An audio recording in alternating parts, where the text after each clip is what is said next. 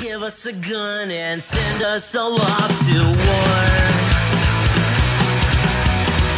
We are the ones who grow up in violent homes. We are the ones who don't know what's right or wrong. I know.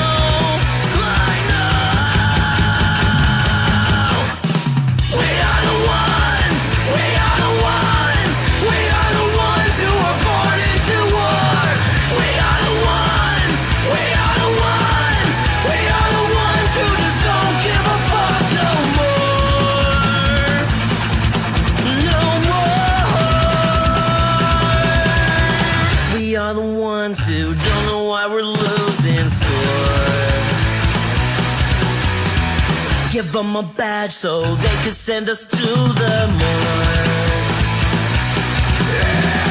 We are the ones who are scared to walk out the door. We are the ones who don't know what we're dying for. I know. We are the ones. We are the ones. We are the ones who were born into war. We are the ones. We are the ones. We are the ones who just don't give a fuck now.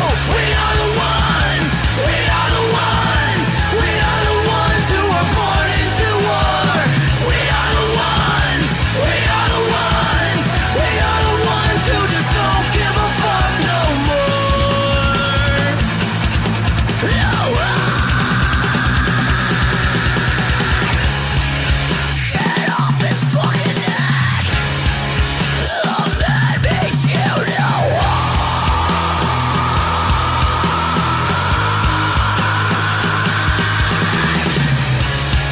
He can't fucking breathe. Let me shoot you.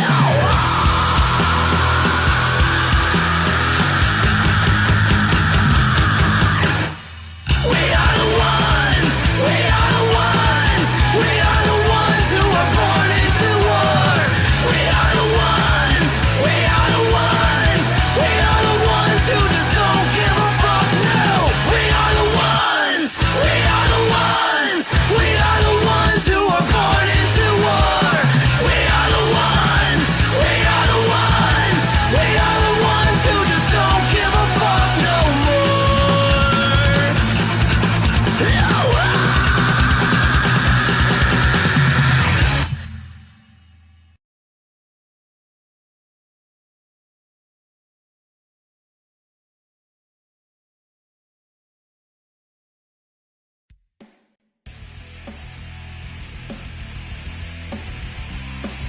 Welcome, ladies and gentlemen, to the latest episode of ImNoJoe, your home for all things combat sports and the place where every armchair quarterback can feel like Eddie Bravo.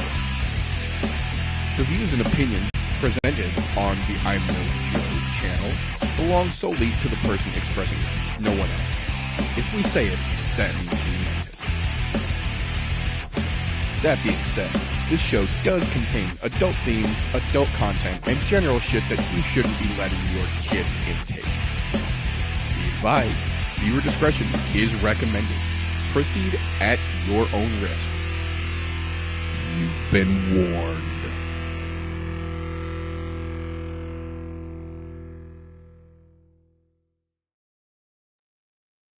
If it's Thursday, it's ImNoJoe. Welcome, ladies and gentlemen, boys and girls, children of appropriate ages, to the latest episode of the ImNoJoe podcast. No, in all seriousness, though.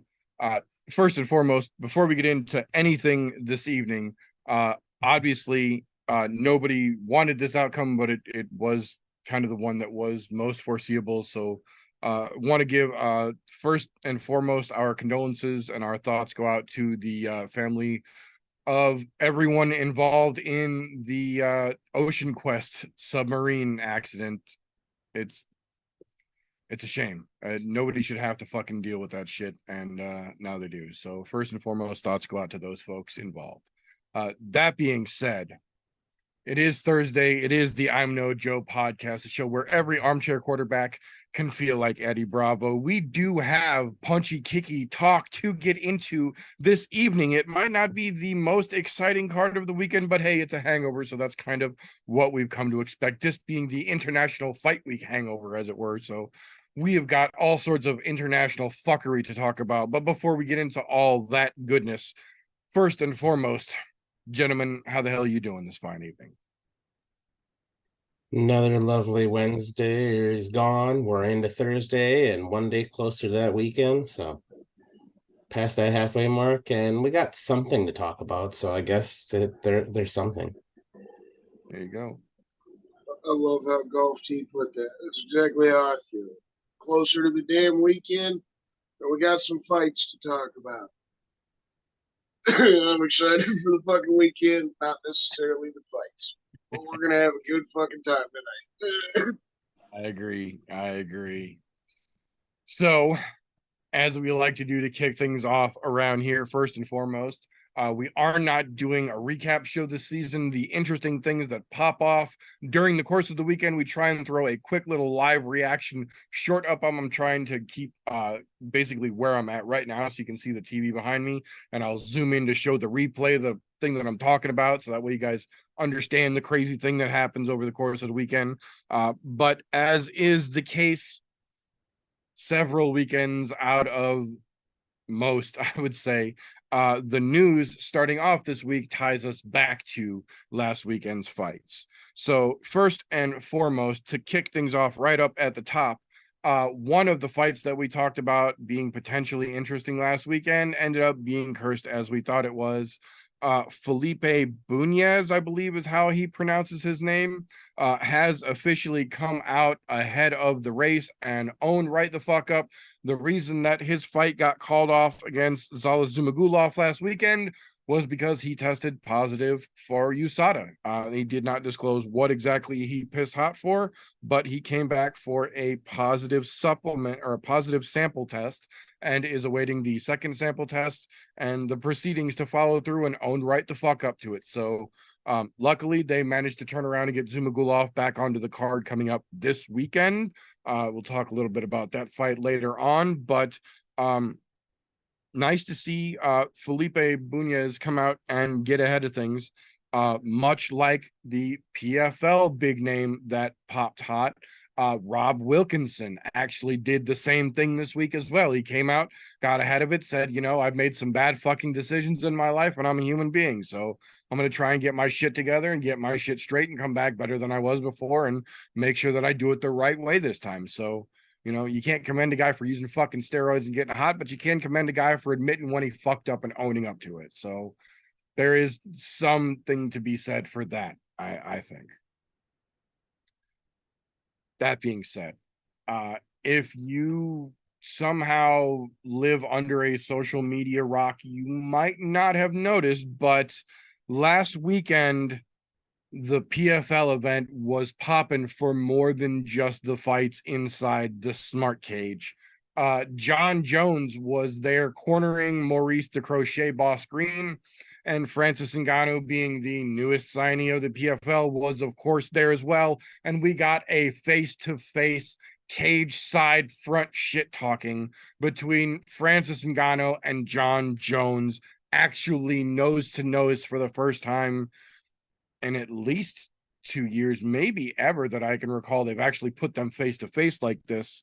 Kind of interesting to see.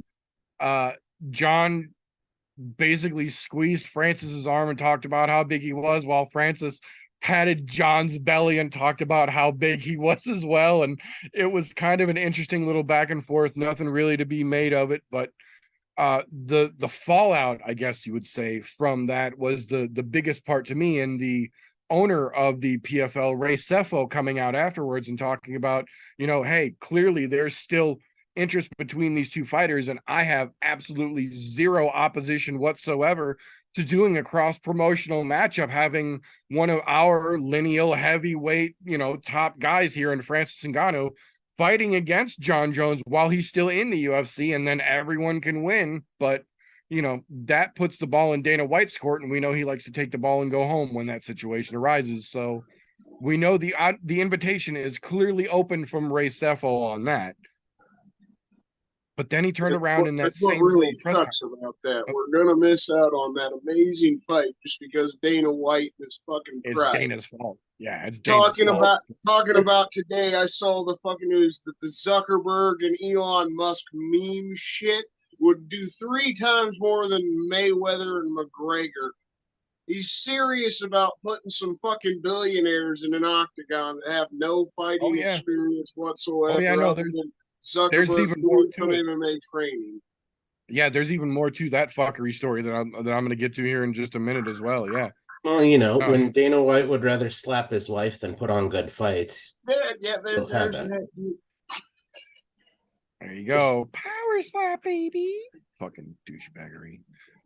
But no, in the same press conference there where Ray Sefo was talking about how absolutely you can clearly see there is still, a little professional animosity, we'll call it, between John Jones and Francis Ngannou. And he says, yeah, we're fucking clearly open to make that cross-promotional fight still fucking happen. It's obviously still a thing they want. Lord knows the fucking fans are still in for it. So, balls in Dana's court on that one. But then he turned around and addressed another big rumor that a lot of us have been hearing in the MMA atmosphere and confirmed things that a lot of us were suspicious of. Bellator, A, is officially up for sale, and B, PFL and Ray Sefo particularly, and his funding group, I say with air quotes for those of you listening, are 100% in the running to try and purchase Bellator and make a complete MMA organization merger to try and basically take over number 2 in the United States market for MMA broadcasting. That would absolutely give them a larger roster than the UFC. That would give them more combined resources at that point than the UFC. They just wouldn't quite have the same level of talent per se, but it would give them enough of a reach to where they would genuinely be able to run neck and neck with the UFC as long as they don't completely cheddar bob themselves. So it's interesting to see there are a couple of other very big names, the Khan brothers specifically, who have billions with a capital fucking B to their name, are also very interested in purchasing Bellator to try and change it and make it a direct competitor with the UFC. And the Fertittas did that to the UFC. The Khan brothers could absolutely do that to Bellator if they'd snatch it out from Ray Sefo's hands and keep PFL from turning it into a merger. So it's interesting to see that there is absolutely a confirmation of Bellator being on the market, and now several real-world, large financial stake players willing to step up and express interest publicly in taking Bellator to the next level, whether it's as part of the PFL or on its own as a separate entity. It's getting to be very interesting times for an MMA fan right now. That's all I'm going to say. How it shakes loose, we still have to watch, but it's getting to be real interesting times for MMA fans. That being said, kind of like Christian was talking about a minute ago, Mr. Dana, we don't make gimmick fights here, White himself, just a few weeks ago, talking all kinds of shit about Francis Ngannou wanting to box Deontay Wilder and how that's just a gimmick fight that nobody does. And that's something that you'd never see here because we don't make gimmick fights. We're the UFC. We do everything the right way with the best of the best, blah, blah, fucking blah, yankety yank, Spider-Man, skeet, skeet. And here we are a couple weeks later. Dana White is not only saying that he, in all seriousness, believes that Elon Musk versus Mark Zuckerberg in an octagon would do triple the pay-per-view numbers that Mayweather and McGregor did. But even further than that, we got confirmation from Tyson Fury's manager this week. They have officially received an offer for a mixed rules combat sports match between John Jones and Tyson Fury, after he openly mocked Deontay Wilder and Francis Ngannou doing a boxing match and then an MMA match to make it a duality so both men had equal level playing field for one of the two matches, which for anyone paying attention makes the most goddamn sense. But now Dana White, in his infinite fucking wisdom, has decided that since Francis is gone. He wants to do all the things Francis wanted to do, but with John, who has never expressed any interest in any of this shit and isn't a fraction of the fucking boxer that Francis Ngannou is, which Francis Ngannou still isn't a goddamn boxer. He's an MMA fighter. So it's kind of an interesting roundabout world we found ourselves in. Best case scenario for a mixed rules fighting thing with John and fucking Tyson would be, you know, all stand up, no kicks, no takedowns, you know, essentially 4-ounce gloves boxing match instead of a 20-ounce or a 16-ounce fucking glove match. It would essentially be Tyson putting on MMA gloves and John not allowed to kick or take down or elbow. And they could do it in an octagon. That's almost no different whatsoever, at least in principle, than everything Francis pitched and Dana said was unrealistic and silly to ask. So Tells you John is more of a company man than Francis. That's what that right, is. yeah, John's willing to say yes sir, let's go for it when Dana says this is what we're doing, whereas Francis actually showed that he had some testicular fortitude and an intact spinal column. You know, I've noticed something when it comes to Dana and his fuckery like this.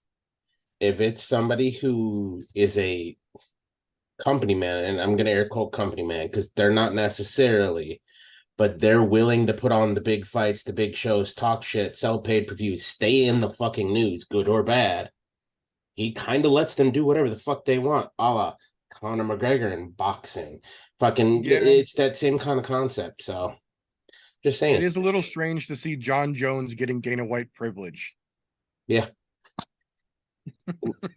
Not too often you would think that would happen, but all right, here we are. Right, for one of the guys who was public about the reason that they wanted to keep John out of Las Vegas because bad things happen and cocaine isn't cheap. Now all of a sudden is making John the face of the UFC again, after at one point he said John would never even headline a card again. Yeah, he knew he was lying through his teeth when he fucking said that. Yeah. So the hypocrisy of Dana White seems to know no fucking bounds, and we see leaps and fucking levels of it newly founding every week.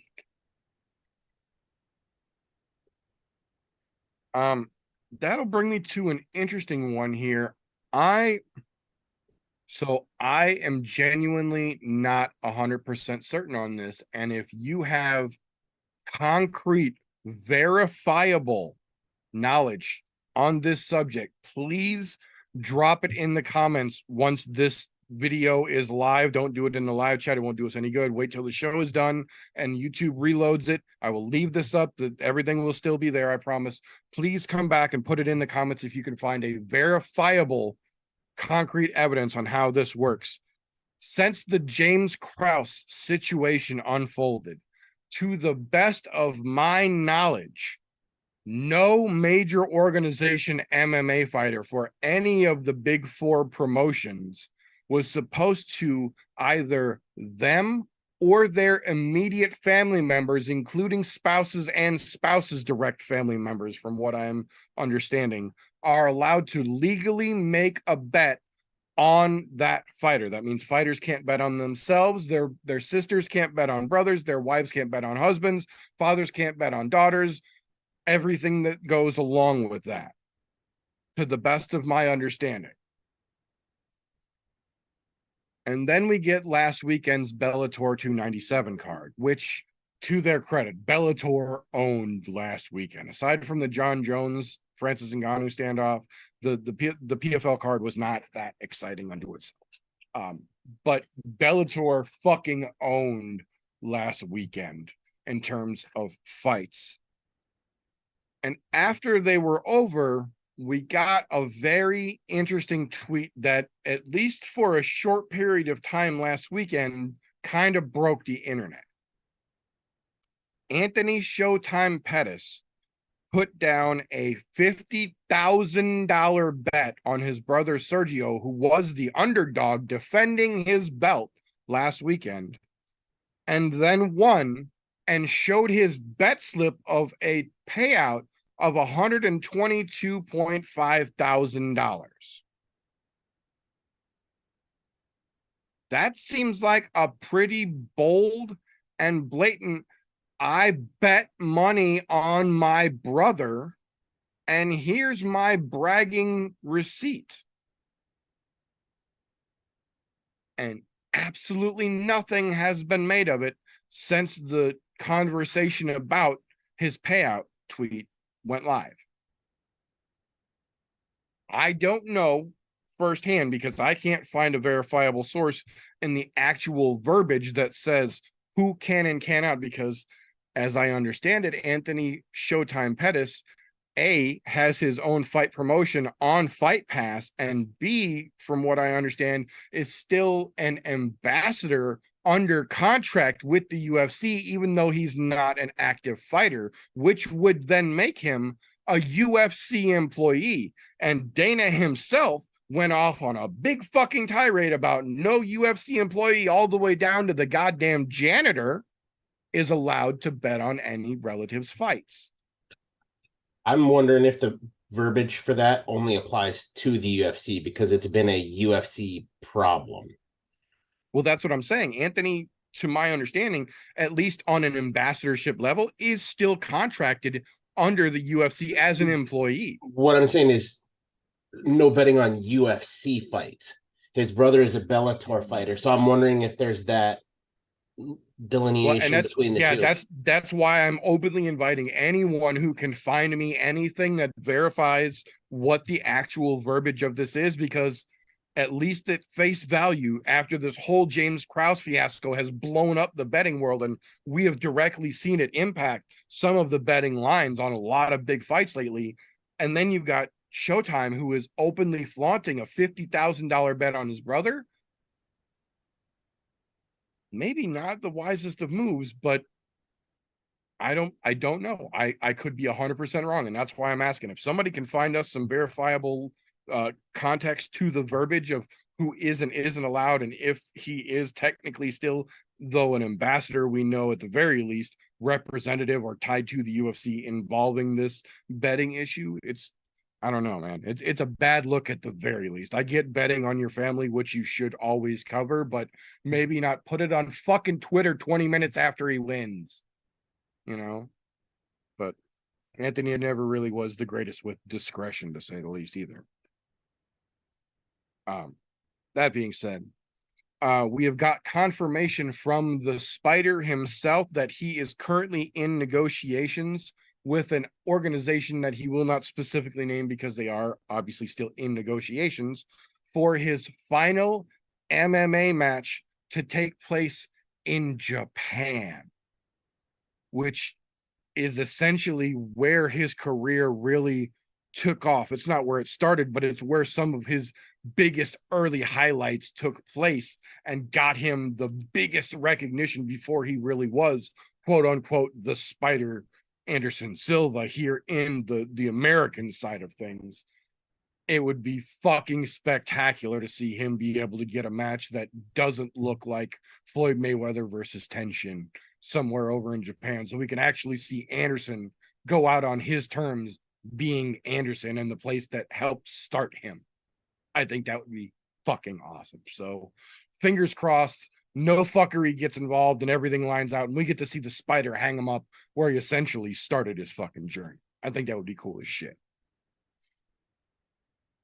That being said, here we got, it's an interesting story, but I would feel remiss if I skipped over this one, like a lot of MMA outlets have this week.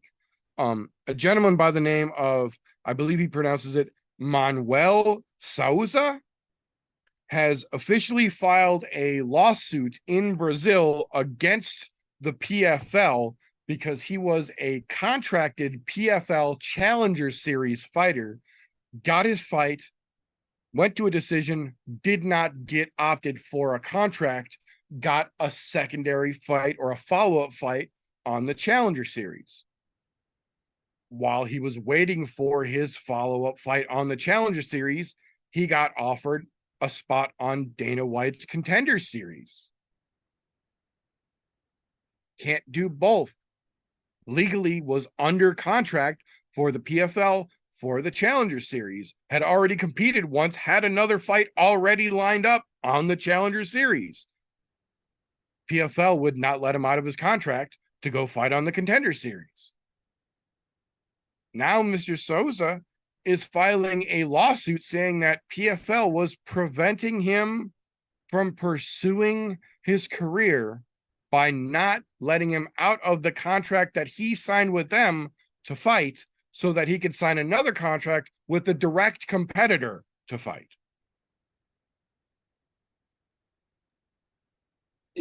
I'm not mad at him. I'll be that guy. I'm not mad at him. Think of it like this. You're a minimum wage employee. You're currently working fucking at McDonald's. You've got your resume out to multiple Fortune 500 companies. One of them offers you 50 grand. Another one offers you 70 grand. A week after you accept this one, but haven't started the position. Fuck you, guy. I'm going where the money is. It's the same concept. I can't be mad at him because technically their Challenger Series is the same thing as Dana White's Contender Series. You're not under a full-term length contract. If you've already signed a fight there, yes, you need to go complete the fight, but that should not prohibit you from going and finding a fight elsewhere in the meantime.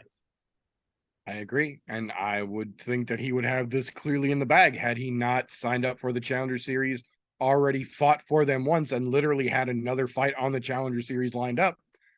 So he was trying to get out of his upcoming contracted he was Challenger trying to bail on the fight. Yeah. Okay, that part, no. He had already I misunderstood. once. See, yeah, no. He fought for the Challenger Series once, didn't wow them enough to get a full contract, but didn't soup can enough to get dismissed. They gave him another fight, like Dana White often does with people on the Contender Series. He says, you know, I need to see another one, so we're going to give you another chance, like he did with Bo fucking Nickel, for example. No fucking reason. Yeah, so that's essentially what the PFL was doing with Mr. Souza. They didn't give him his contract in the first one. They said, let's see you again, and gave him another fight on the Challenger Series. And while he was waiting for that fight to happen, the UFC said, hey, we've got a spot open on the Contender Series. If you can get here, we will give it to you. And PFL was like, no, you're under contract and getting ready to fight. So no. And now he thinks that a lawsuit is going to make him the good guy in this picture.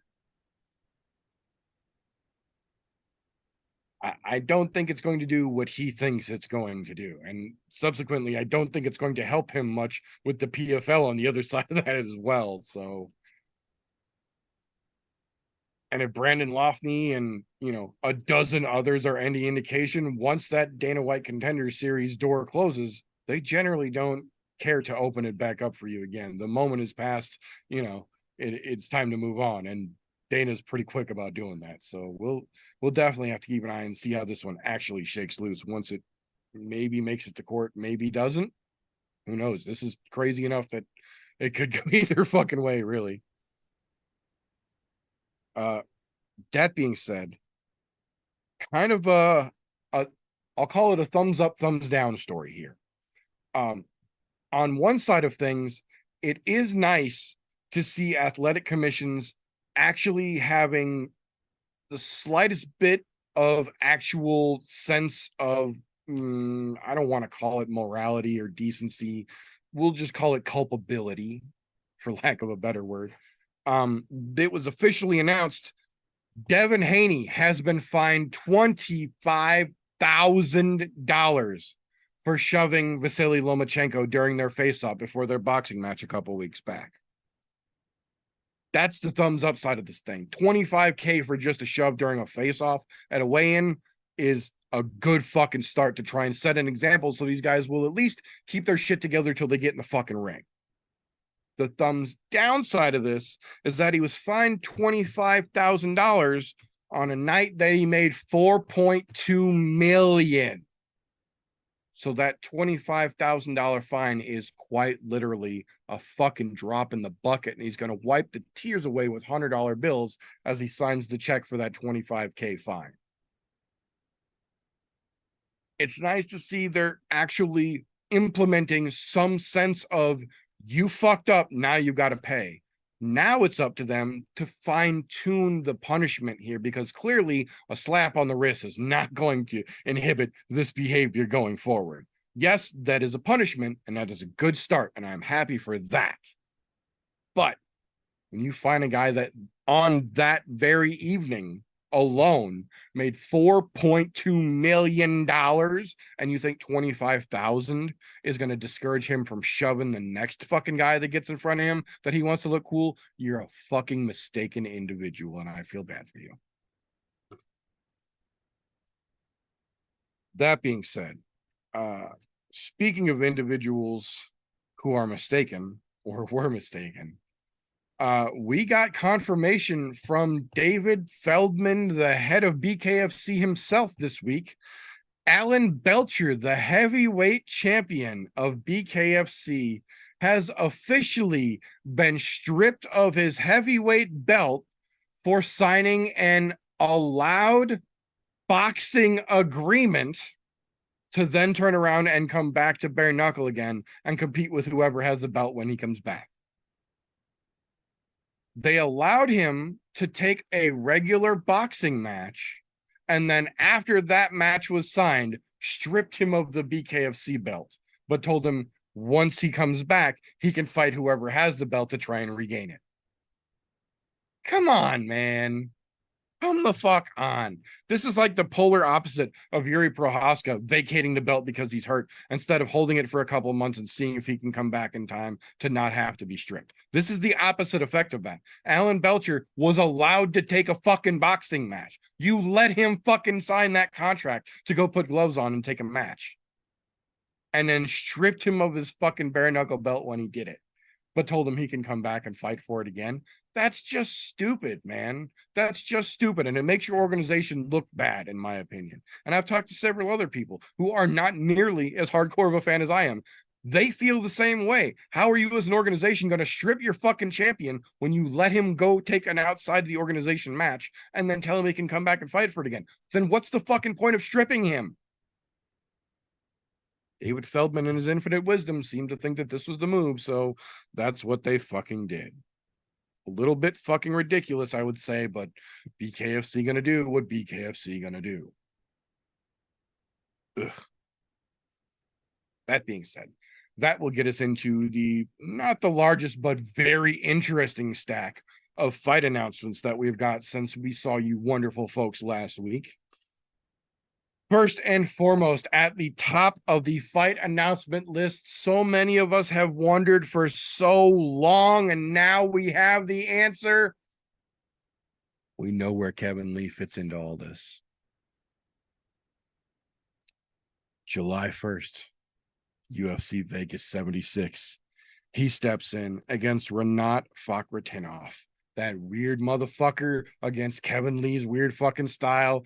It's pretty fucking evenly matched, in my opinion. And if Kevin Lee has actually spent his time away from the UFC, genuinely healing up and training like he said he has, this might be the debut of a whole new Kevin Lee, and we really could see where he does fit into all this. If not, this is going to be the beginning of a very awkward and ugly ride right the fuck back out of the UFC for Kevin. So we're going to find out a whole lot here in just a short order of time next weekend. That being said, 3 weeks from now, right after the International Fight Week card, back to the apex for UFC Vegas 77, T-Rex Terrence McKinney stepping back in the damn cage, taking on Nazim Sadykhov, a new debut fighter. I think T-Rex should be good to go, but it's nice to see him excited. If you look at his social media, he's fucking ready to get back in there and try and get back in the fucking win column. So it's going to be exciting to see him get back after it. Then we got a bit of a strange one, in my opinion, here. The fluctuator of fluctuators comes back into the UFC cage August 5th in Nashville at 115 pounds. Jessica Andrade stepping in to take on Tatiana Suarez at 115 pounds. Andrade was just not long ago talking about wanting to make the run at 35 before Amanda had retired. now would be the best time ever for all of these ladies who want a shot at the belt to stack up to 135 pounds and get your shit in order, because essentially all you have to do is put on a better show than Holly Holm's going to against Mayra Buena Silva, and it's not hard to fucking do. Then get on the microphone and be intelligent, and you have a shot at that fucking ladies bantamweight belt. Featherweight's gone. We knew it was going to be, but bantamweight is the wild, wild west right now for ladies. As long as they keep that division in the UFC, that shit is wide the fuck open right now, because almost any top 15 contender could probably blow the fucking doors off Juliana Pena, and she's ostensibly the front runner for that title right now. So if you can put on a better performance than Pena did in her second match against Nunes, you got a real good chance of at least getting yourself a decision victory to take home the 135-pound belt on the ladies' side. But Andrade is going down to 115 instead. We've seen that be interesting and disastrous for her, but I'm curious to see how it comes out with Tatiana Suarez as fucking fired up as she has been lately to get back after things. It's going to be interesting to see Andrade coming down to 15 to step up against her. We got a pair of announcements for the Boston 292 card, August 19th. The first one, Rob Font. You knew they were just fucking scratching to get him on that goddamn card. Well, they found a way in the form of Song Yadong. That's going to be a fucking spectacular matchup in Rob Font's in Rob Font's backyard at home. Aside from it being a great fight, real good possibility Rob hangs the gloves up at home, especially if he takes a tough loss to Song Yadong in his own backyard. That could be Rob's last go around. So definitely a fight to watch for multiple reasons here. But the big one, I think the one that everybody got really excited about, and then now is subsequently afraid to be excited about, Marlon Chito Vera versus Henry Cejudo, added to the UFC 292 card. And then almost immediately, Henry Cejudo said that he's hurt and he's probably going to have to pull out of it.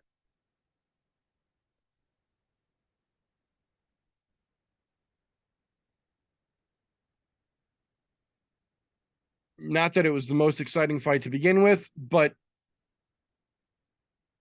why the fuck would you sign that contract if you were already hurt to an extent that you might not be able to make the match? Why not just wait, get checked out, and then find out if you can or can't sign the contract? Because at least in my, and I know a lot of other people's opinions, it's way worse of a look to sign a contract, get a fight announced officially, and then pull out of it because of an injury that you had the whole fucking time, than to say, I got offered this fight, but I can't take it because I'm hurt. If the offer's still there when I'm healed, it's fucking on. That's the move, in my opinion. That's how you keep your fucking integrity and you still look like a professional. But, you know, Henry Cejudo going to do what Henry Cejudo going to do. So we'll see how that actually turns out. I hope he gets his shit together and he's not injured and he makes it to fucking Boston and he gets in there with Cheeto, because I think Cheeto is going to fuck him up 3 ways from Sunday, and I would love to see that happen. The cringe master will definitely be getting an ass whooping on the evening if that goes through. So fingers fucking crossed Henry actually makes it to that. A couple weeks after that, September 1st, over on the ONE FC side of things, One Fight Night 114, we'll see Stamp Fairtex climbing back into the ring, taking on So Hee Ham for the interim atom weight belt. She is going to get gold again in another division. That girl is a fucking monster. She, in my opinion, is genuinely one of the most terrifying tiny MMA ladies on this fucking planet. She is just devastating in the amount of damage that she can exhibit in a beautifully technical fashion with fight IQ that is just staggering to all of her fucking opponents. So the fact that she's decided to take on another division and they're giving her the interim shot at the interim belt right out of the fucking gate, and you better look out. Stamp Fairtex is legitimately coming for all the fucking belts, and there are very few ladies in the world, let alone in ONE FC, who can genuinely stop her, in my opinion. So let that girl dance, man. Let that girl dance. Let's see. Little over a week after that, September 9th, UFC 293, Sydney, Australia. They're starting to stack it. Kaya Kara France versus Manel Kape has been added to the 293 card, and I am fucking here for it because Starboy has been talking way too much shit, and Don't Blink, I think, is going to hand him a little piece of his ass down home, and I'm fucking stoked for it. I think that's a great matchup stylistically, not to mention letting KKF get the match down home. Yeah, it's gonna work out. It's gonna work out. I feel. We'll see. We'll see how it goes as we get closer. But I like the matchup. I like it a lot. That being said, following week, bringing it back to Vegas to the T-Mobile Arena for a rare fight night in the big house.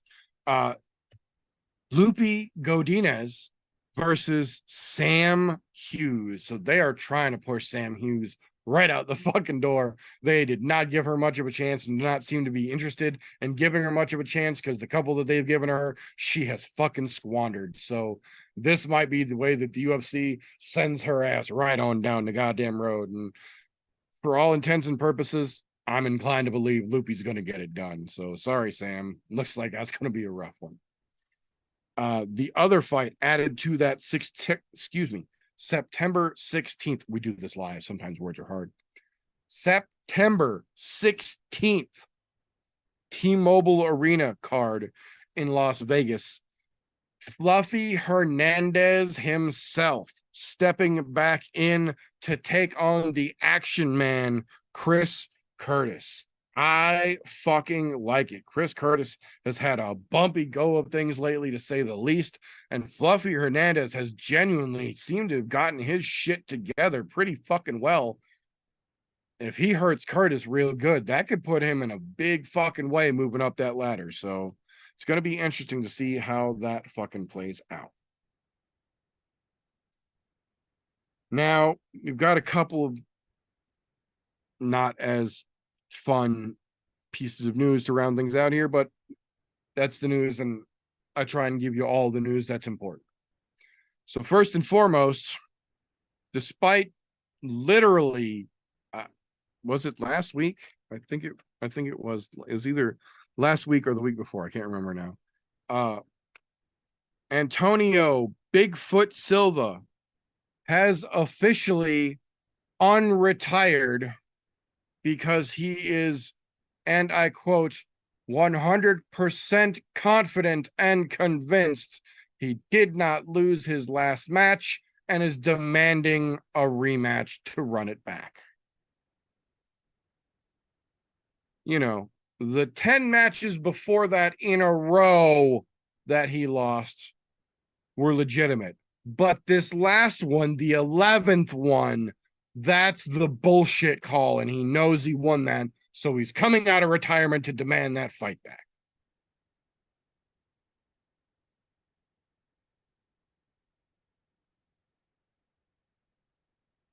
Moving on from there, because that's all I'm going to say about that. MMA living legend Rickson Gracie has officially confirmed this week that he has been diagnosed with Parkinson's disease.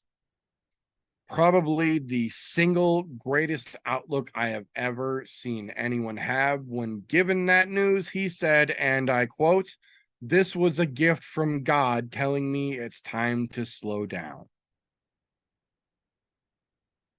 For a man as active at his age as he is, to see this to be that kind of a message, I hope I have the grace to take bad news with that kind of fucking dignity should I ever be in that situation. I'll tell you that fucking much.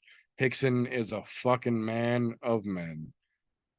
So that being said, last one here. There are a lot of times on this show where we give a lot of fighters a lot of shit. We talk a lot of shit about personal lives sometimes, because if you put it out there, it's fair game as far as I'm concerned. The same goes both ways. I've had fighters come at me and make personal attacks, and I put myself out there, so I don't feel any fucking ill will towards them. I put myself out there and I expected it. But there's a difference between going back and forth on social media and the real world. And I personally have given this particular person maybe more than their fair share of shit on social media and gotten it right back from them. But there's never, ever been any kind of ill will attached to it. And I wanted to make that point to preface that, because sometimes we talk shit and it's just in a joking fashion, but it doesn't always get taken in context. So I want to be very, very clear that despite having gone back and forth in a very joking manner in the past with this gentleman, we found out this week that Chris Lencioni, Bellator standout, submission underground grappling standout, combat jiu-jitsu, EBI, world known, family, just all around fairly well-known up-and-coming prospect, suffered cardiac arrest during training and is now officially in the ICU at an undisclosed location, obviously for family privacy, undergoing care, but in very critical condition. Obviously, despite having gone back and forth with this gentleman, I would never, under any circumstances, wish him any kind of ill will or malice intent, and do not in any kind of fucking way find this situation lighthearted or funny. Obviously, my thoughts and prayers go out to Chris and his wife and their children. Shit talking, but this is the real world. And obviously, our thoughts go out to Chris and his family. So hopefully everything turns out okay, and Chris can get back to the sport that he so obviously loves very much. If you don't understand that sometimes in the world of MMA between fans and fighters, that sometimes there's shit talking back and forth, maybe you don't need to be as involved in the MMA world as you are, and you should take a step or two back, Heather. Relax. Don't try and read intentions into social media posts that are just made of text. That being said, unfortunately, once again, we end our news segment on a low note. We have sadly made it one more week where Dana White has had zero repercussions from openly slapping his wife down in Mexico over New Year's Eve. And once again, no, Dana, having to live with the knowledge that it happened is not adequate punishment for those actions. So unfortunately, it seems we probably are going to finish out the rest of this year having to deal with Dana being a douchebag. So that being said, that's all I've got for the news this week. Do either one of you gentlemen have anything that I might have missed that is interesting in the newscape? No, you covered everything that I was thinking of today. Kind of thought as much. So, that being said, that will bring us to the point where sometimes old heads like myself can get a little bit caught up in how we consume our MMA. We get a little bit set in our ways and we develop blinders to a certain degree, and we miss out on some of the new fun up and coming stuff, some of the new up and coming folks that we should be paying attention to until it's damn near too late. Luckily for us, though, we have ourselves a bona fide young person with their finger right on the pulse of the MMA world to help keep us up to date and current with all the new fun and fuckery in the fight world in a little segment that we like to call Slow's Cans and Contenders. Is he awake over there to give us a report? Christian.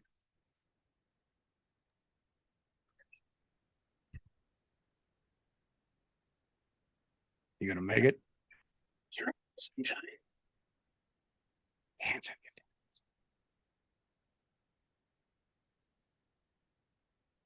I think we're losing him. He's working lots of overtime lately, folks. He's wearing thin. You got some cans and contenders for us this week? I know Ultimate Fighter surely wasn't on your priority list.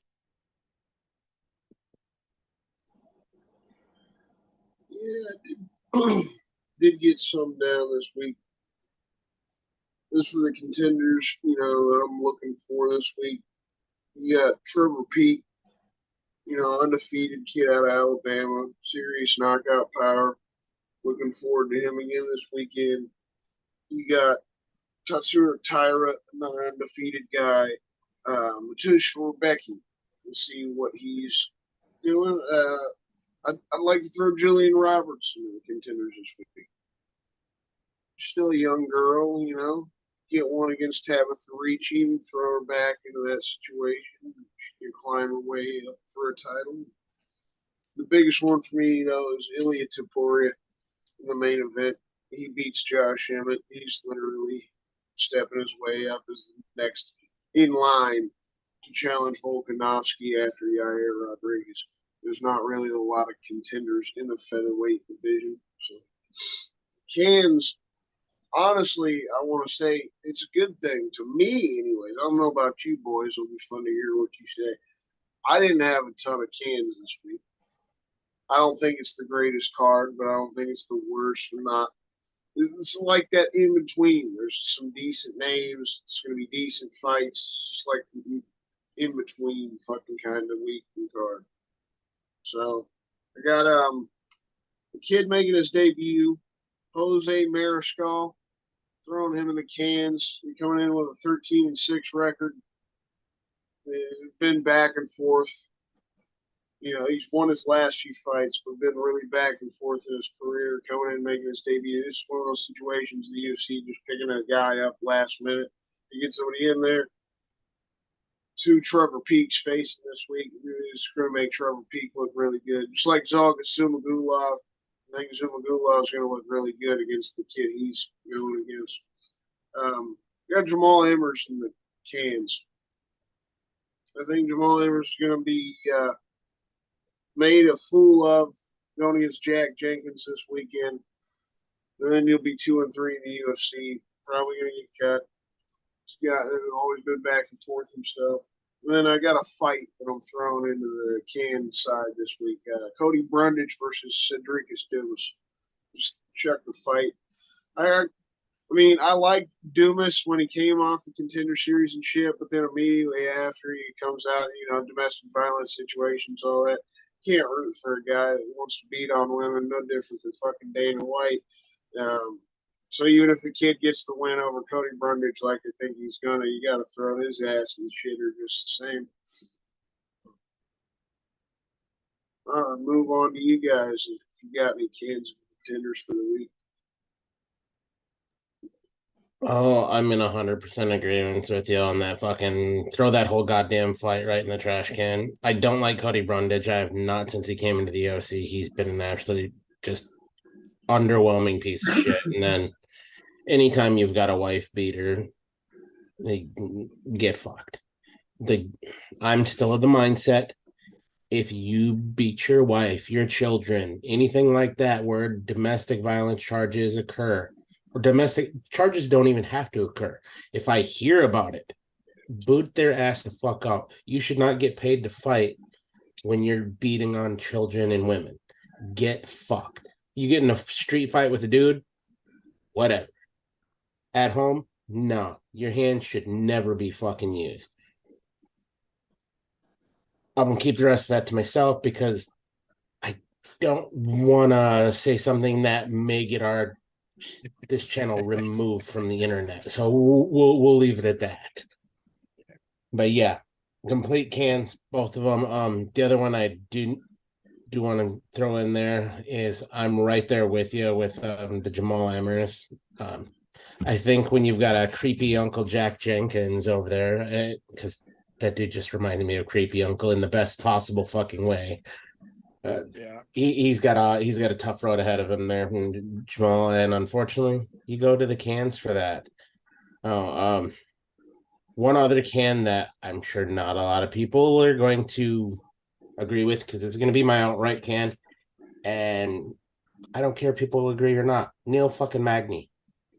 He has not been the same fighter for a long fucking time.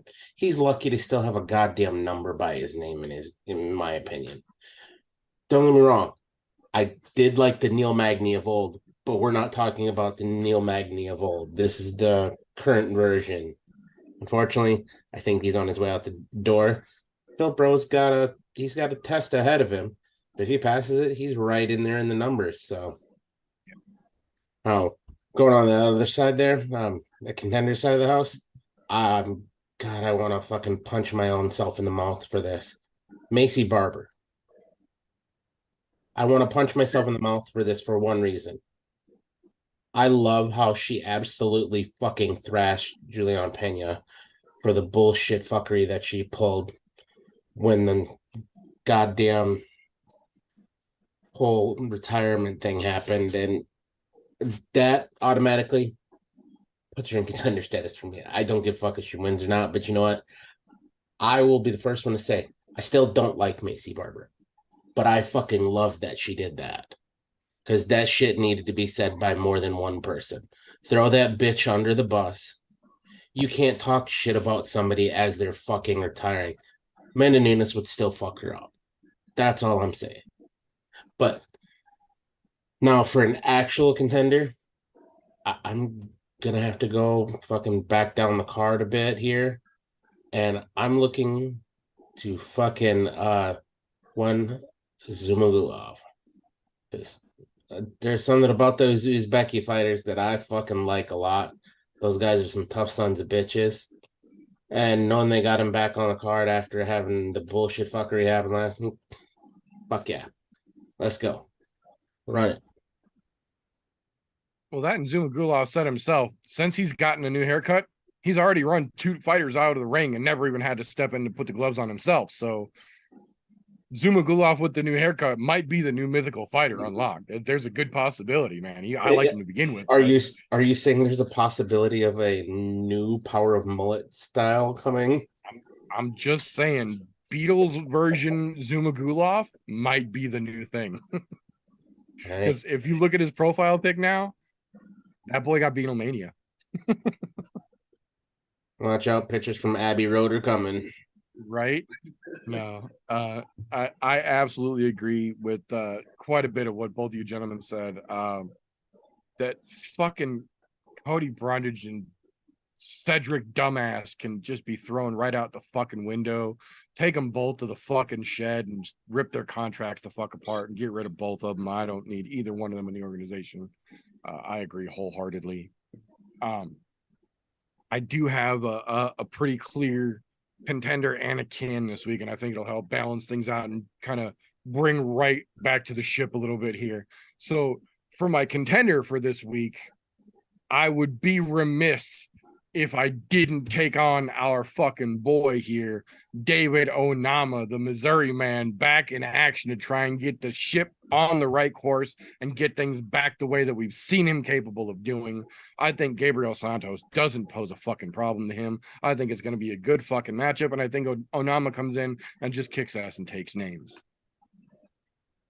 On the other side of that, my can for this week is the one that most people will have agreed with, other than Macy fucking Barber.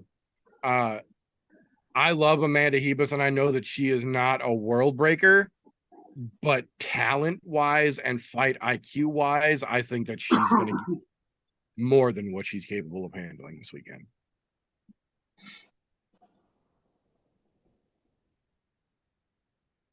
We'll see. Well, I like how both of you were on different sides of Macy Barber. I made that very clear. I still don't like Macy Barber. Yeah. I still don't fucking like her. But I like what she said, just like you said. About that automatically gets points in my book, even if I don't but fucking like it. I also do think she's got a chance to win this week. Yeah, I think that fight's kind of up for a toss-up. We'll see who actually. Yeah, snowflakes have a chance of flying in fucking July too. Doesn't mean it's gonna happen. Yeah. But I did like what both of you fucking said. I agree with the cans for sure. It was actually, and then Meter bringing up Onama. The both of you bringing up Zumagulov too. That's where I said earlier, it was kind of hard to actually pick cans out for this week because there is potential there. Even though it seems like it's going to be that mediocre card. There's potential it can surprise us. We like surprises around here.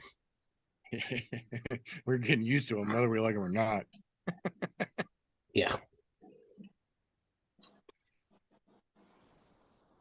That's it for me this week, though. Appreciate you guys. Good shit. Thanks, sir. So that'll bring us to the point in the podcast where most podcasts of this duration would be rolling a mid-roll credit and showing you some fucking most likely Raid Shadow Legends bullshit fucking B-roll nonsense. That game fucking sucks anyway. Fuck them. This podcast don't play that fucking game. This podcast is only sponsored by patreon.com/ImNoJoe. The fans are what sponsored this podcast. For as little as $1 a month, you get your name as a thank you on the end of every single broadcast on this channel, as well as access to unaired and literally unairable content, things that we have to legally hide behind a paywall and cannot publish to public. Fun stuff. That being said, helps us do what we do around here. And the cat decided she wanted to come in. That being said, this is the point where the only segment in the show requires its own individual disclaimer. So Tapology.com does not in any way, shape, or form support, endorse, or sponsor the ImNoJoe podcast. Yet. That being said, Tapology.com does offer you the option to come to their site, make a free account, and make picks on fights like we do here on the show. They also offer the option to create groups of like-minded individuals to make picks. We made one of those. It's called ImNoBookie, all one word, or group 965, however you need to search it. It is open to the public. You are more than welcome to come over to Tapology, make yourself an account up real quick, hop on over, join our group. We'll approve you, get you right in, and then put your picks head to head against us and all the other folks in the group. And a little thing that we go over, we call it Tapology with TJ. All right. We're going to jump right into the fucking craziness that was last week because, well, we'll just put it this way. With the way that the fight card worked out last week, the scores were going fucking crazy. It was weird. It was fun. And to be quite honest, I was quite surprised with a lot of the way things played out with the whole Vittori Cannonier card as a whole. It looked like so was quite everyone else on our picks. But on the plus side, we did not have a complete amount of fuckery. Everybody was well above the 500 mark this week. So we're good on that aspect. So starting from the top, a little war on the home front for first place. Don sneakily edges out Donna by a measly 50 points to take home the fucking trophy this week. Donna's washing dishes, apparently. Oh, up. As we go down the card there, you got fucking Vindog the Booty Hog coming in that third spot. Looking good there with the 505. Me, I snuck in down into the fourth spot. But this is where it gets fucking weird. I was not in the fourth spot until the last fight of the night. The Cannonier Vittori main event. Had some other people picked Cannonier, like I had stated last week's show, I would have been tripping over my dick and running it over with a lawnmower. But that shit didn't happen. Vittori got worked like a cheap whore on the fucking Las Vegas Strip. It was bad. He was beat the fuck up. So that gets me my wonderful fourth place there and keeps me from tripping over my dick. Just want to say the Italian stallion riding homie Christian over there was all sorts of wrong. So you didn't get a chance to make me trip over my dick. However, you didn't quite trip over your dick either because you barely edged out Meter by just fucking 25 points. Had Meter picked Cannonier like I told everybody to do last week, shit might have been different. So now we know who gets that trip over your dick award. Coming in with the last minute fucking heroics over here. Now, if you want to get in on this, get some shit talked about you, get some praise when you're fucking doing well, come on, join the fucking group. It's a good time. Shoot. For the record, I tripped over my dick getting 7 of 12 correct with 3 semi-perfects. Like I said, I'm not mad at that. I'm not mad at that. like I said, from the onset, we all did well. Everybody was over the 500 mark and looked fucking excellent doing it. Now, if you want to get in, like I said, get some shit talked about you when you suck, get praised when you do well, come over and join the fucking group. ImNoBookie, group 965 on Tapology. You're more than welcome. Let us know who you are. Just can't talk shit about you if I don't know who the fuck you are, because there's plenty of people in our group that we have no earthly idea who the fuck they are. But I only keep track of the ones I do know, because those are the ones that fucking matter. So come join us. It's free to make an account. It's free to join the group. It doesn't cost a fucking dime. It costs a little bit of your time picking some fights. That's it. Do it once a week. Sometimes you get a week off. Unless you're picking every other card that they possibly have available on there, which that could keep you busy for hours on end, because there are tons of cards to choose from, even if you're picking on some local events, because they're there. Now, that being said, we're going to move on to this week's odds. And as per the fucking usual, with, as it came up earlier, all of the fuckery in the betting world, we are back to 50-50s, fucking up and down the goddamn card. On the plus side of this, there's only one fight on here that has fairly wide odds.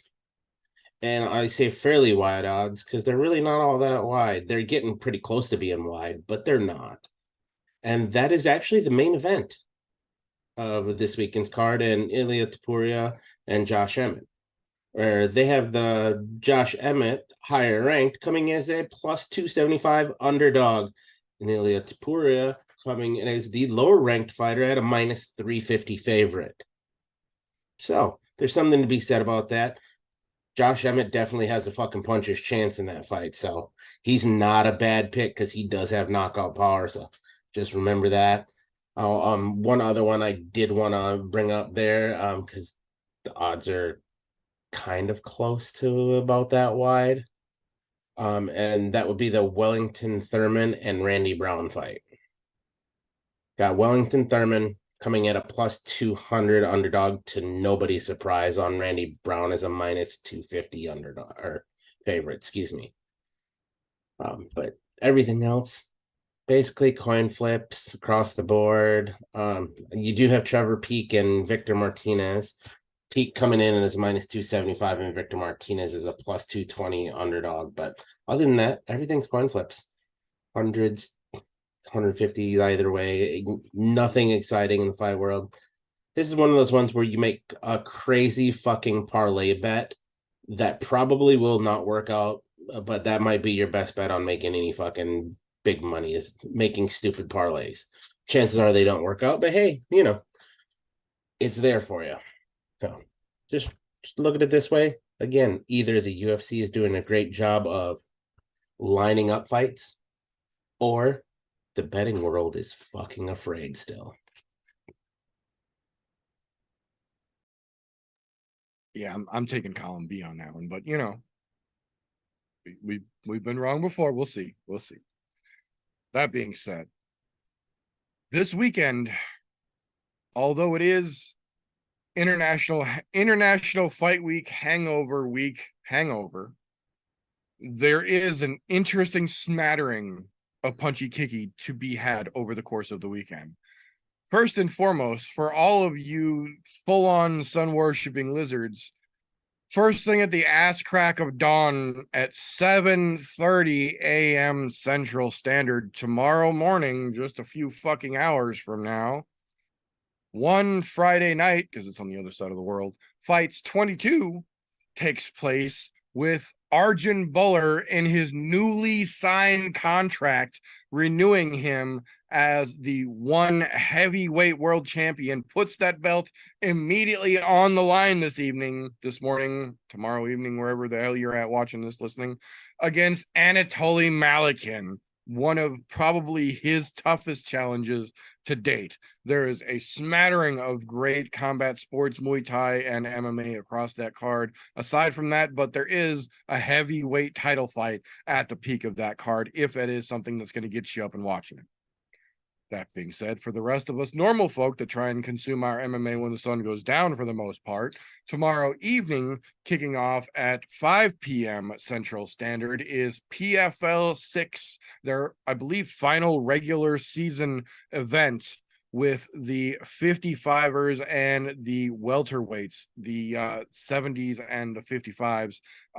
OAM, the Canadian gangster himself, in the main event against Anthony Romero. Shane Burgos taking on, Yamato Nishikawa. Great fucking fight unto itself. I agree. Magomed Magomedov against David Zawada. Great fucking matchup. There's a whole bunch of interesting fights. Clay Collard versus Stevie Ray. A lot of these guys are either getting their last chance to get enough points to get into the PFL playoffs, or are already completely out and are trying to keep someone else from getting the points they need to make it into the playoffs. So a lot of these fights, even if they aren't the biggest names, are going to be 100% highly fucking contested matches. So the PFL card tomorrow night, I'm telling you, is going to be fairly interesting for what it is. That being said, Saturday, first thing in the goddamn morning, because it is a UFC fight night on ABC, the prelims kick off at 9:30 a.m. Central Standard. 10:30 a.m. Oh, I thought it was 10:30 Eastern. Okay. 10:30 Central. It's not Still good, early but enough for you, yeah, it's not good, but it's better. which sucks because I'll be working when that starts. Right. Yeah, 10:30 Central. Okay, I thought that said 10:30 Eastern. So 10:30 Central, still stupid fucking early for combat sports to be fucking taking place.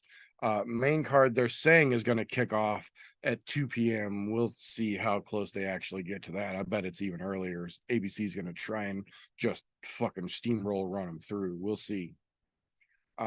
But gentlemen, with this hangover of a hangover card, first and foremost, I think we all know what fight is already getting more hype than it should be and shouldn't even be on the goddamn card. So we're just gonna overstep those cunt bags opening the fucking event up and hope that something happens to both of them. That being said, is there a fight that you gentlemen feel is not getting the hype that it deserves? One, because this is a card that isn't the most well-known names, but like Christian said earlier, this is not a card full of cans either as well. So I feel that there's inevitably going to be a couple here that are kind of sliding under the radar. I know I've got one, but I'm curious if you gentlemen have a fight that's kind of being overlooked by the masses, if you will. I'll run with this one, and this is going to be highly debatable by a lot of people, and I'm okay with that.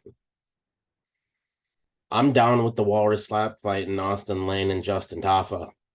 Because look, Tafa is hit or miss like a motherfucker, but when he does hit, you know it because the fight ends very quickly. Austin Lane is starting to fall into that same fucking category of he's hit or miss. So I think we could see some fireworks, but we could also potentially see a great Walrus slap fight. But then again, only fucking heavyweight fight on the card. So, I got to throw a little love at the heavyweights because it seems lately we don't get very many fucking heavyweight fights. And I really wish they would fucking move that division along a little better.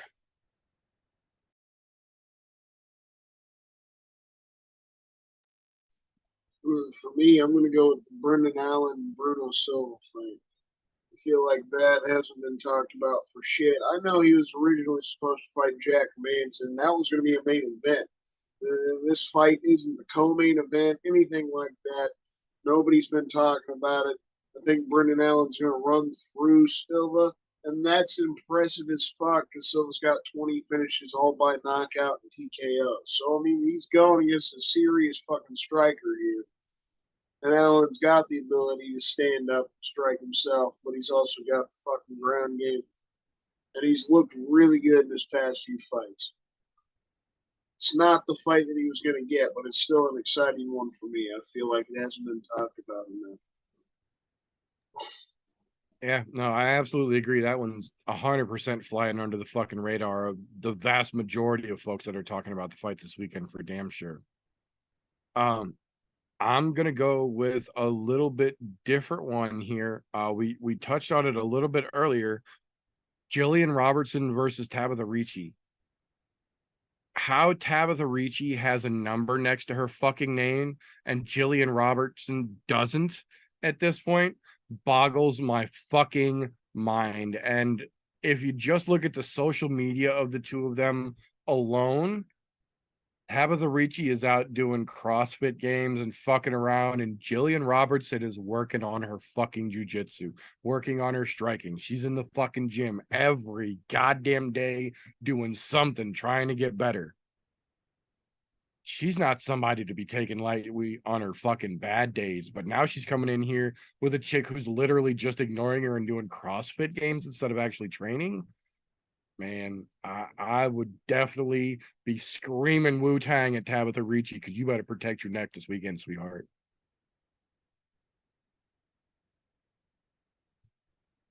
So, with that being said, I'm going to put you boys, specifically you motherfucker, on the spot here. It's not the co-main that I think any of us fucking wanted, and I don't think it's the best fight even on this card to be in the co-main event spot, but it is technically our co-main event this weekend. Amanda Ribas versus Macy Barber. I'm curious how you gentlemen think this one actually shakes out.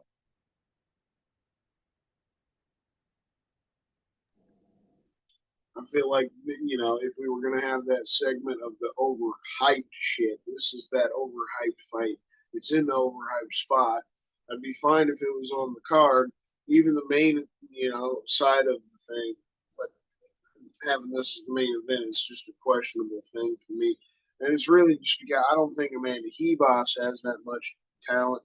You know, I wouldn't put either one of these girls as contenders, Ribas or Barber. They're just young. I guess they could have some potential, but from what I've seen, they're not the best of fighters. I don't think this is going to be an interesting fight. One of them is going to win. It's going to move one of them up. But in all honesty, I don't think either one of them is all that exciting. Like I was saying earlier, Golf T was mentioning Macy Barber. He just liked what she said. I do feel like she's got a chance to win just because, like I said, both of them to me are kind of mediocre. One of them's going to, as Golf T says every week in his Tapology segment, trip over their lady dick. So we'll see which one of them it is. I think Barber's going to wind up getting it. It's going to be a boring ass decision. It's going to be a fight where she just tries to hug Amanda Ribas. So it's going to be boring. It's going to be a shit co-main event. That's just how I see it going on.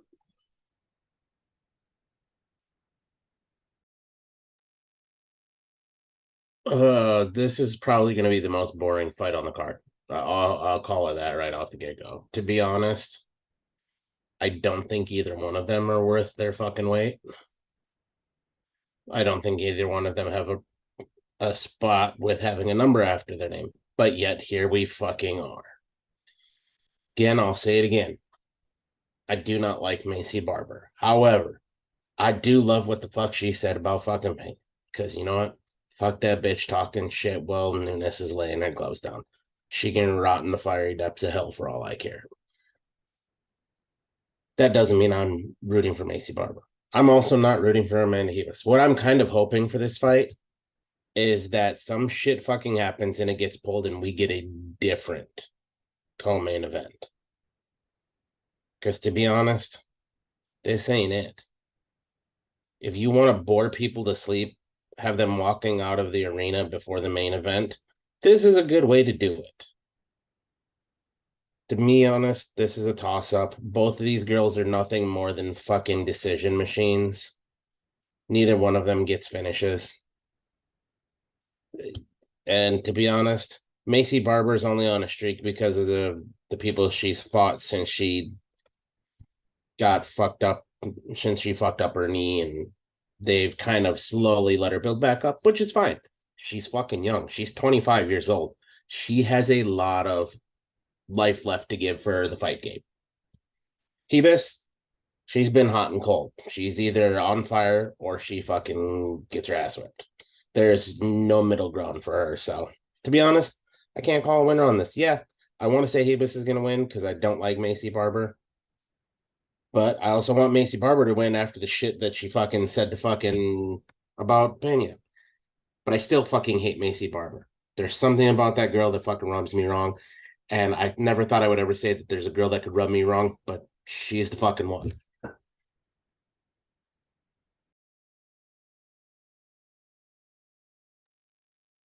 So first and foremost, I would like to say officially that I blame Aaron Hansen for this.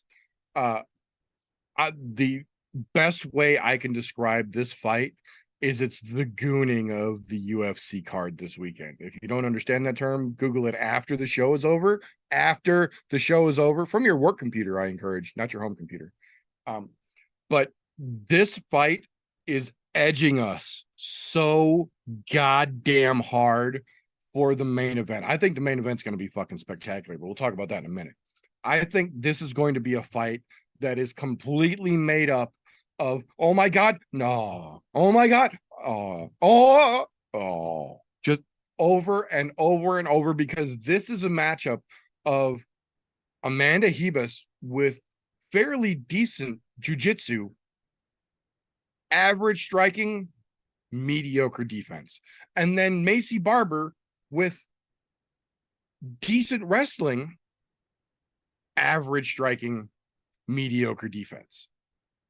We've seen in cases strong wrestling will negate good jiu-jitsu, but we don't really have strong wrestling or good jiu-jitsu. We have wrestling and we have jiu-jitsu, and both these girls are spunky, and I think there's going to be a lot of attempts at really interesting shit, but I don't think either one of them are actually going to be able to pull anything off. I think it's going to be a lot of almost could have, would have, should have's, and it was that closes, until we get to a very, very, very long 15-minute decision, and they inevitably end up giving it to Amanda Hebus because she's just going to be better looking in the match than Macy is, because Macy has a tendency to lay still when she can't get her game going. So I think based on optics, Hebus is probably going to take this to the 15-minute boring decision. But I agree with both of you. I don't know for the life of me how the fuck we ended up with this as our co-main event, especially with, like Christian mentioned earlier, we've still got Brandon Allen on this fucking card. Hermanson got bumped off. He's got a different opponent. But how we went from that as the main event to him just opening the card and these two sliding into the fucking co-main slot does not make sense to me. Maybe we'll see Saturday night and we're all wrong and they're going to fucking blow it out of the water and get us all excited. I highly fucking doubt that, though. So,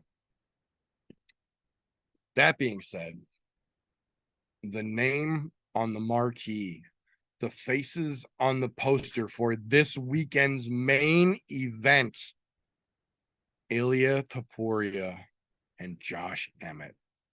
This, I feel, is one of the better fight night main event matchups we have gotten maybe since we were in Kansas City with the UFC. This is, in my opinion, what a fight night main event is supposed to be. So I'm curious, how do you gentlemen think this top-notch fucking main event runs out for us Saturday evening?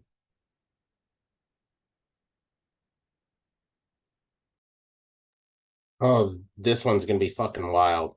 I'll call it clean out. It's gonna be fucking crazy and wild. Both of these boys can fucking knock each other out. I don't think that we're gonna see a boring fight here. And it's probably gonna be the fastest paced fight on the entire fucking card. And knowing the way Josh Emmett comes in, He's got a gas tank, and he will swing for the fences for days. So I don't foresee either one of them getting tired. Tapuria, he's got a double fucking take here. He's got KO power. We've seen it. He's also got a submission game. But I don't see this staying on the ground. These two are going to scramble. It's going to be on the feet. Somebody's going to go to sleep. Which one? I'm not sure. Both of them have that one hitter quitter power in them. And in the featherweight division, that's kind of fucking rare. So it's going to be fun to watch to see where it goes.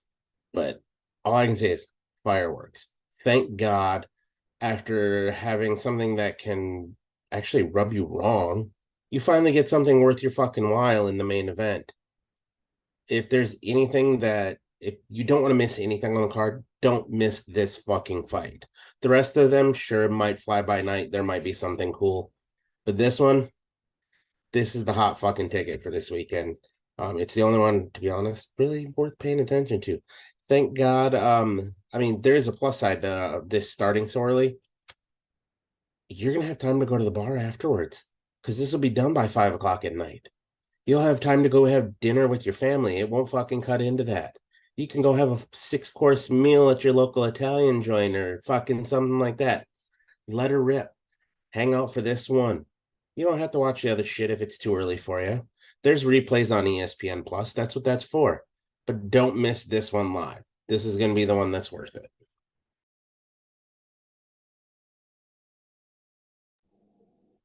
I absolutely agree. I'm excited about some of the young up and comers on this fucking card, but this is the absolute fight to pay the fuck attention to. I'm excited as hell for it. I mean, Josh Emmett didn't stop swinging for the fences even against Yair Rodriguez. It was just Yair was putting it on him. It was too much for him. All the fucking body kicks, all of Yair's weapons, and he was eventually able to get the submission. I think it's going to kind of wind up the same for Emmett because Topuria has the whole game. He has that submission side, but also has the knockout power. And he's undefeated. He's the young up and comer in his own right. I think this kid is the next contender. I think he's the next one in line after Yair to challenge Volkanovski. So whether it's a 5-round war or Topuria gets a finish, I feel like he edges this one out. It's going to be really tough for him. He's got to get that knockout. And he's damn sure got the ability to do so. He's got that power. He always has the gas tank, puts the fucking face on. He's going to go out on his shield. So that's how I think it's going to go. This is like, we're going to get a war. We're going to get that final fucking exciting main event here to start kicking us off into the summer the right fucking way. But I think Josh Emmett's going out on his shield this weekend. Spartan style, baby.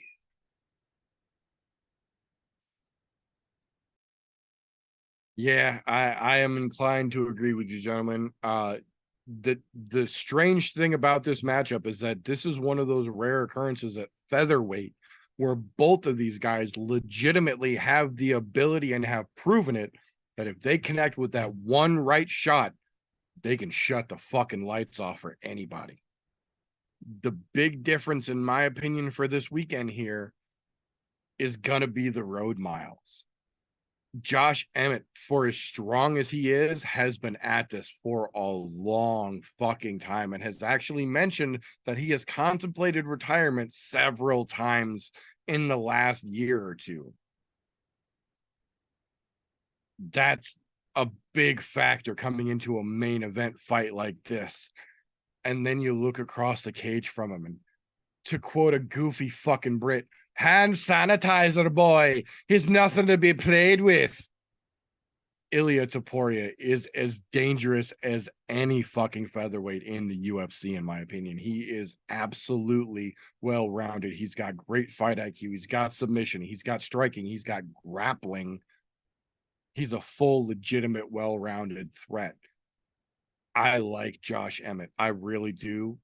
But you can almost feel the desperation at this point. He knows as well as everyone else who's watching, unless he can do something spectacular, this is probably the last big fight he's going to get in his career. And even then, if he comes out and blasts Ilia Topuria and knocks him the fuck out in 37 seconds, even then, that's going to get him a next big fight. That's not putting him on the path to the belt at 45 pounds. As heavy and as fucking stacked as the featherweight division is right now, best case scenario for Josh, he comes out, does immediate work, lights Ilia up, lays him the fuck out in no time flat, gets a bonus and a big next fight, and then stays semi-relevant for another 6-8 months. And then next summer, we're probably not talking about him anymore, if not being on a prelim at that point. But the other side of that is that Topuria is essentially being held back by Josh Emmett at this point, because we know for a fact several of the top 10, if not top 5 guys have been offered Ilia Topuria fights and have all openly turned them down. They don't want that fucking smoke for good reason. This is one of those next generation of dudes who grew up doing everything. They've evolved past the one-trick pony. They come out of the fucking womb doing submissions and throwing elbows with feints to get their fucking mom back before the diaper's wrapped on. Like, these kids come out doing every goddamn thing, and Topuria has just been polishing off those fucking rough edges his whole career. And I think this might be that point where he gets to do what Josh Emmett needs to do. I think Emmett's going to come out too desperate, knowing how much he needs something,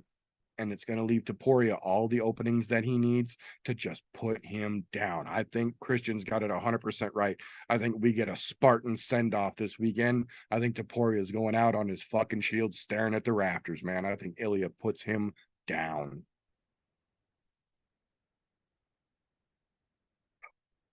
We'll see. Been wrong before, as indicated by my Tapology record. Will be wrong again, as will show by my Tapology record. But that's what we've got for this one. That's how I think this one ends out. So that is all we've got for this particular episode. So if you like what we get up to around here, if you like what we just went through, please make sure you are either tuned in Thursday nights, 9:30 p.m.-ish Central Standard to youtube.com/ImNoJoe to catch this in our live video format Thursday evenings, or the following week and anytime after that over on anchor.fm/ImNoJoe. The all audio format goes out to all podcast consumption platforms. Pick and choose where you get it, however you want it, it's there. Make sure you are subscribed and your notifications are turned on, please, so you do not miss an episode. On the other side of that proverbial coin, though, if you didn't like what you just sat through, first and foremost, why the fuck are you still this deep into a podcast you didn't enjoy? Give us a thumbs down and then go fuck yourself. We won't even dispute it.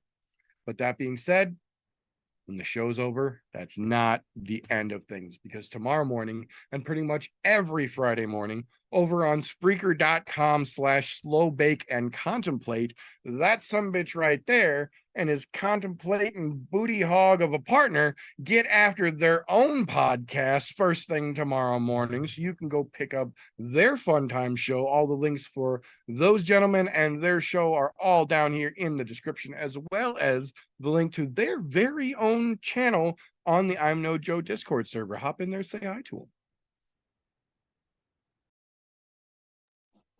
Appreciate you, brother. The fun never fucking stops, you know. Once we get back on into the next week, best day of the week, hump day, Wednesday, you got to check out Golf T fucking Vapes, you know, the Foggy Fairway on his YouTube channel. Golf T Vapes, the show, Foggy Fairway. Tune in, learn some fucking mixes, some recipes. If you get into vapes yourself, just chill, have a good fucking time. Show the brothers some fucking love every Wednesday around 9 p.m. Thank you, my brother.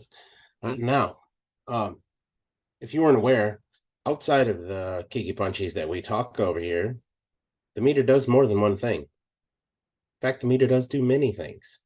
So you go click below, Linktree/the meter does many things. It will take you to all of the many things that the meter does do. Again, that's Linktree/the meter does many things to find out all of the many things that the meter does do. Go click on it. You can thank me later. I'll thank you now. Thank you for that, sir. That being said, though, that is all we've got for this particular episode. So please, if you enjoyed what we get up to, share an episode with a friend. Get ready for next weekend because we've got some interesting things in store and some possibly big news events that are supposed to be either confirmed or denied officially this weekend. We'll see. They'll be fun to talk about next week for damn sure. But that's all we've got for this particular episode. Ed, keep your head up. We're all pulling for you, buddy. That's all we've got for this particular episode. So until next time, boys and girls, don't let ignorance stop you. You can root for anything. Unless you think cocaine is cheap. Ask Connor.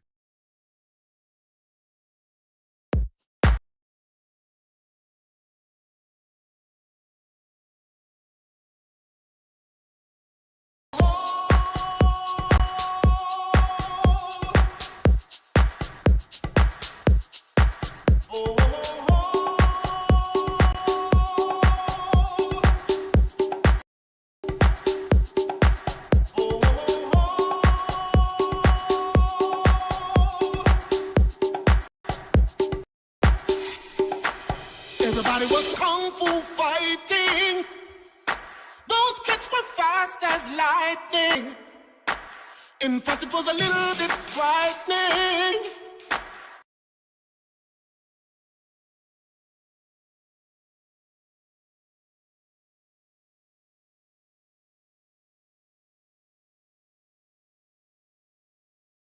How do I say goodbye to what we had? The good times that made us laugh.